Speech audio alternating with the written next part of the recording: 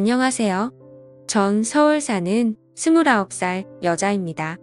3년 동안 연애하고 결혼한 남자가 있어요. 나이는 저보다 4살 많습니다. 33살이고요. 일단 먼저 제가 살아온 환경을 말씀드릴게요. 어렸을 적부터 전 단 한 번도 여유라는 걸 모르고 자라왔어요. 초등학교 때는 물론 그 흔한 수학여행도 돈이 없어 담임 선생님이 직접 대주신 것도 기억이 나고, 그 어렸던 시절 단칸방에서 남들 다 기름 보일러 켜고 연탄 다 사라져 갈 무렵 저의 가족은 연탄 한 장으로 하루를 버티곤 했죠. 솔직히 어렸을 때 쪽팔릴 수도 있겠지만 전 그렇게 생각하지 않았어요. 제 노력으로, 제 힘으로 이 가난을 벗어나고 싶다는 생각 하나로 어렸을 적부터 열심히 달려왔습니다. 공부든 생계든 그때의 가난은 지금 생각해보면 순전히 저희 부모님 때문이었을 거예요.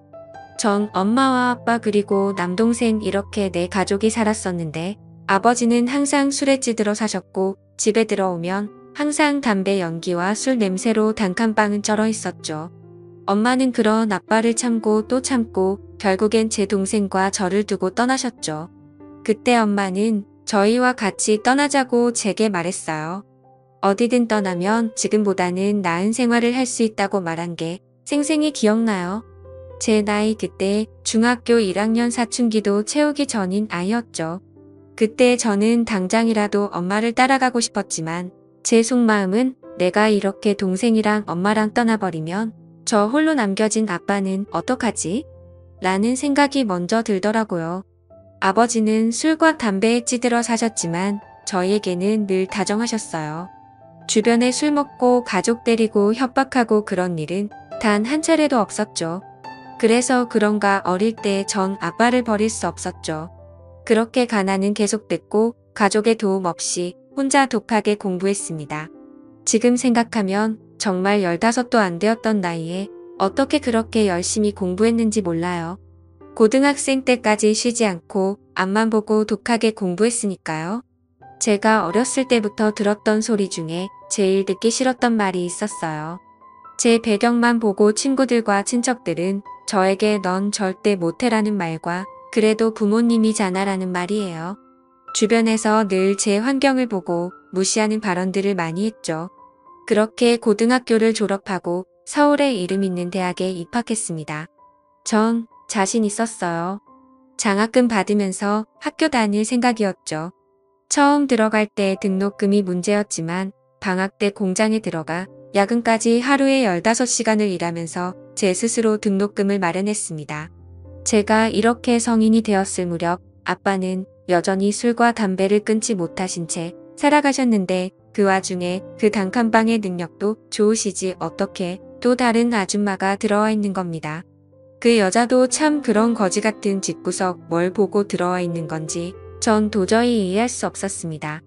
그렇게 저와 제 동생에게 소개를 하는데 앞으로 우리 엄마 될 사람이라고 엄마라 부르랍니다. 저희는 거부했죠. 싫다고. 그때였습니다. 제 동생과 처음 맞았어요. 아빠한테. 그 순간 제 마음속 깊이 담겨있던 후회가 터졌나 봐요. 엄마가 떠나자고 했던 생각이 훅 나는 거예요. 그러면서 얼마나 울었는지. 전 꿈이 있었습니다. 제 스스로 이 가난을 벗어나고 싶다고 늘 다짐했습니다. 그래서 제 동생도 제가 꼭 이 가난을 벗겨내주고 싶었죠. 그렇게 장학금 받아가며 대학을 졸업하고 바로 대기업에 취직했습니다. 전 누구보다 똑똑하다고 자부했고 공부뿐 아니라 사람 관계, 인성 모든 게 뛰어나다고 주변에서도 또 스스로도 그렇게 생각해왔습니다. 몇몇 그렇게 친하지 않은 친구들은 저거 독한 년이다. 어릴 때 그렇게 거지처럼 살더니 등 부러움과 시기를 대놓고 보여주더라고요. 그렇게 24살의 어린 나이에 연봉이 6천 정도 됐죠. 해가 지날수록 연봉은 더 오르고 대기업에 다니는 걸 아는 아버지는 제게 돈을 요구하시더라고요. 집도 이사해야 하지 않겠냐고. 전 말했어요. 여태 제가 이렇게 혼자 노력해서 이 자리까지 왔는데 아빠는 도대체 제가 이렇게 지낸 세월 동안 뭘 하셨단 거죠? 솔직히 예전에 제가 맞지만 않았어도 이렇게 모질게 하진 않았을 거예요. 엄마 없이 자란 저와 제 동생을 스스로를 위로하며 외롭게 자란 저의 남매를 방치한 아빠가 더더욱 미워지더라고요. 그렇게 전 회사 생활을 하며 열심히 돈도 모았습니다. 보통 동료 직장들 보면 입사하자마자 대출 받아서 차 사고 대출 안 받아도 2년 차만 돼도 차는 기본으로 팔고 다니더라고요. 저는 굳이 차가 필요한가? 지하철이 엄청 편한 교통수단이 있는데 굳이 돈도 아깝고 살 이유가 없었죠. 그 돈 다 저축했습니다. 어려서부터 가난한 게 습관이 됐는지 돈을 벌었으면 쓸 줄 알아야 하는데 그냥 다 아까웠습니다. 제 입으로 들어가는 음식들, 제가 입는 옷들 전부 아꼈죠. 그렇지만 제 하나뿐인 남동생에게만큼은 뭐든 해주고 싶었어요. 어떻게 보면 여태까지 버틸 수 있었던 건 동생 하나만 바라보고 이 자리에 왔던 거니까요. 그래서 그런가 동생도 졸업하고 잘 자라줘서 지금은 좋은 대학 가고 군대 다녀와서 취업 준비 중에 있어요. 군대에 있을 때 매달 50만 원씩 용돈 보내줬는데 제대하고 나서 저한테 1,000만 원을 주더라고요. 누나한테 받은 돈 허브로 쓰지 않고 꼭 필요한 데 쓰고 싶었다고. 근데 꼭 필요한 순간이 이 돈은 제가 결혼할 때 보태 쓰라는 동생의 말이었습니다. 이런 동생을 제가 어떻게 안 좋아할 수 있겠습니까? 그렇게 지내오다가 회사 동료랑 우연히 술자리를 같이 하다가 만난 남자가 있었습니다. 호감이 갔죠. 무엇보다 대화가 정말 잘 통하더라고. 그렇게 연애를 시작하게 됐고 연애 3년 차 저희는 결혼을 약속했죠. 남자친구의 부모님은 저희와 반대로 어머니만 계셨었죠. 외동아들의 어머니 혼자 키우셨단 거죠. 혼자 키우신 게 치고 생각보다 부유한 환경을 갖추고 계셔서 조금 당황스러운 건 사실이었습니다. 수려한 외모의 나이에 맞지 않은 젊음 엄청 고우셨어요. 정말 곱게 자란 사모님 같은 느낌이었죠. 그렇게 인사를 드리고 시어머니께서는 저를 마음에 들어 하셨습니다. 저희 부모님들에게 소개해주지 않았어요. 해도 어차피 돈만 보고 달려들게 뻔하니까. 그렇게 저와 남편은 결혼을 했습니다. 어머님 혼자 계셔서 처음에 집에 들어가 사는 게 맞나 생각도 했는데 남편은 엄마 혼자서 잘 계신다며 따로 먼저 나와 살자고 하더라고요.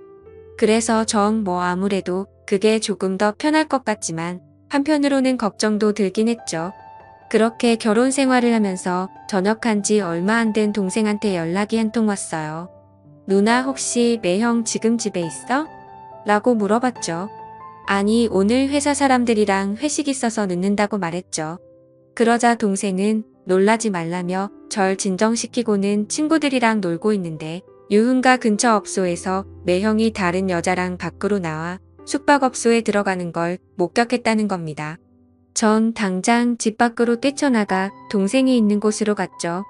동생은 제 남편이 들어간 숙박업소 옆에서 지키고 있었고 숙박업소 주인에게 물어보니 들어간 호수는 말해줄 수 없다며 제가 들어가는 걸 막았죠. 어쩔 수 없이 그곳에서 계속 기다렸어요. 동생은 돌려보냈죠. 제가 알아서 하겠다고. 전화는 한이 받지 않았고 대시를 했는지 동생이 가고 난 뒤 1시간이 지났을까 딱 봐도 술집 여자처럼 보이는 여자랑 같이 나오는 것이었죠. 저는 바로 달려가서 남편 뺨을 후려 갈기고 머리채를 쥐어잡았습니다. 그리고 그 여자가 말리길래 그 여자 머리도 쥐어잡았습니다. 완전 이성을 잃은 상태였죠. 그때였어요. 어디서 멀리 들어봤던 목소리로 지금 뭐 하는 짓이야 라는 소리와 함께 소리가 나는 쪽을 쳐다보는 순간 뺨을 맞았습니다. 제 뺨을 때린 사람은 제 시어머니셨습니다. 전 너무 당황스럽고 지금 이 상황은 무엇인지 멍해져 있는 순간 제 남편과 같이 모텔에서 나왔던 여자가 제 시어머니에게 사장님 저 여자가 갑자기 나와서 제 머리채를 잡았다고 말했죠. 사장님 대체 이게 다 무슨 소리냐고 말하니까 제 시어머님이 lun방 마담이셨던 겁니다. 지금 생각해보니 그 외모와 어울리는 직업이었죠. 홀어머니가 어떤 능력이 있길래 지금 사는 집도 엄청 좋고 궁금하긴 했었는데 너무 충격이었죠. 그래서 시어머님께 말씀드렸어요. 이 사람 언제부터 이런 곳에 들락날락했냐고 그랬더니 그냥 잠깐씩 가게 와서 도와주는 식으로 핑계를 대더라고요. 아가씨랑 같이 나온 것도 손님이랑 있다가 제 남편이 마중 나온 거라고 말하더군요. 아니 그걸 왜 제 남편이 하고 있고 그걸 또 믿으라는 게 진짜 사람 바로 앞에서 바보 취급하는 것도 아니고 그 여자는 제가 와이프인 거 늦게나마 알았는지 남편이랑 찍소리도 못하고 있더라고요. 어떻게 이럴 수 있는 거죠? 아니 어떻게 지 자식이 대놓고 여자랑 바람을 피우고 있는데 저걸 감싸주는 시어미가 더 납득이 되질 않았습니다. 저는 그 자리에 힘 빠져 앉아 눈물만 흘렸습니다. 그때 제 남동생이 가지 않고 상황을 지켜보다가 남편에게 다시는 내 눈에 띄면 가만 안 둔다고 말하고는 절 부축하며 집으로 돌아왔습니다. 이혼 소송 바로 준비 중에 있습니다. 그나마 아이가 없다는 것에 정말 천운이라 생각해야죠. 앞으로 저에게 사람이란 제 친동생 빼고는 아무도 못 믿을 것 같습니다.